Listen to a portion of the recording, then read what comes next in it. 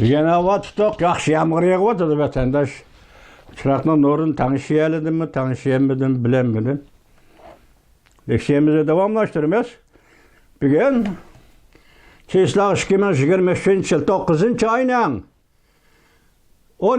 günü heptige yekşembe vatandaş. Endilikteki devam leksiyonu.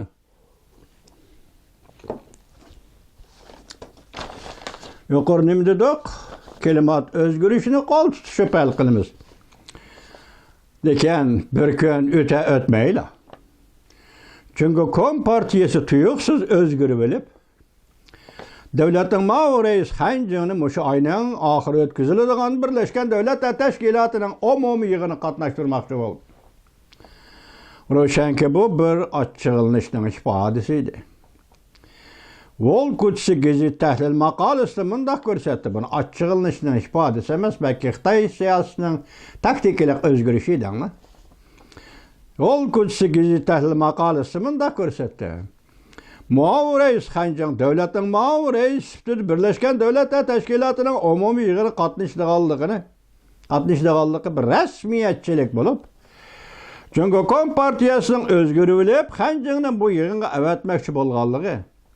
Xi Jinping'in 11. ayda Amerika'da San Francisco şehirde ötküzülüdüğün Asya Tinç Okean iqtisadi hemkarlık yığını katnış planıda özgürlüğü hasıl bolğanlığıdan direk berdi.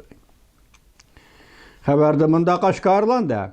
Bir neçe aydan beri Beijing ve Washington diplomatları Xi Jinping'in Amerika kelişigi yol tuzlaş üçün tirişçallık görsetdi. 7. ayının ahırda Cungo əməldarları Amerika tarafı mındaq görsetken idi. Cungo Taşqı İşlər Ministeri Wang Yi 9. ayının 19. günü başlanıdığın Birleşken Devletler Teşkilatı'nın umumi yığını katnışıdı. Bu əməldar, yani Cungo əməldarları mındaq degen idi.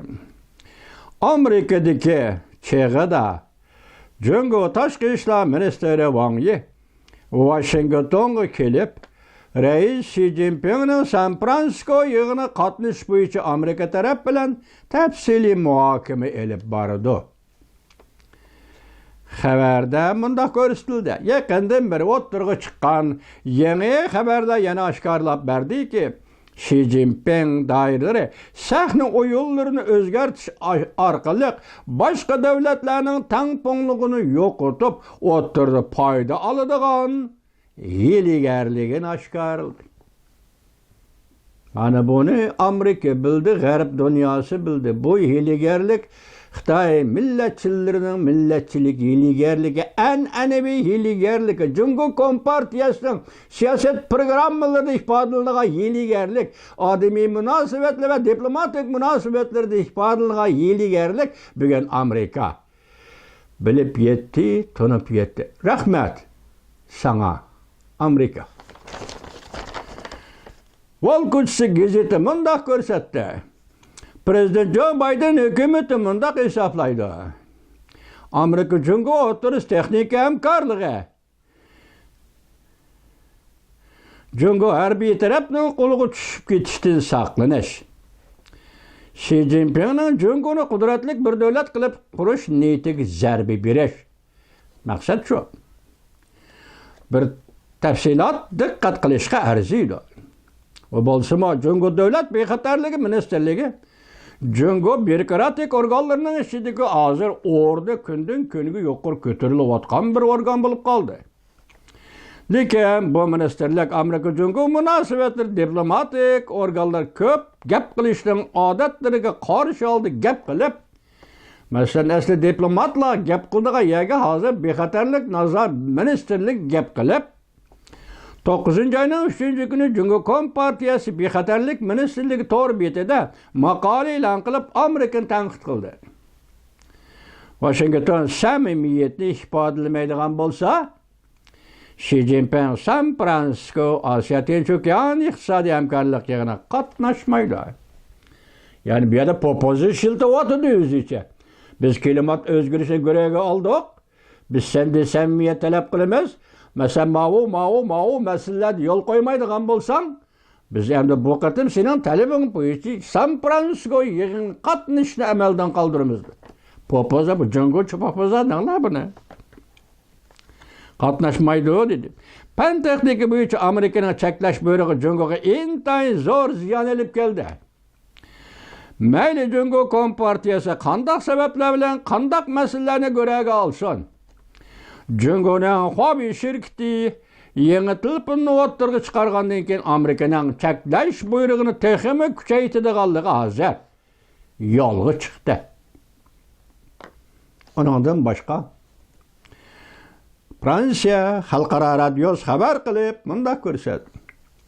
20 davlat guruhi yig'ini qatnashib Prezident Joe Biden aldirab degidek Vyetnamga ziyoratga kelib, Jungo bilan murakkab ziddiyatlar ichida turayotgan Vyetnam bilan ittifoqlashib, birlashib, Jungoga qarshi turishning bir halqasiga aylantirdi. Kuzatuvchilar mundaq ko'rsatdi. Prezident Joe Bidenning Vyetnamni ziyorat qilishi Dalbeyjingni nishon qilganligidir. Prezident Joe Bidenning Vyetnamni ziyorat qilishi Dalbeyjingni nishon qilganligidir.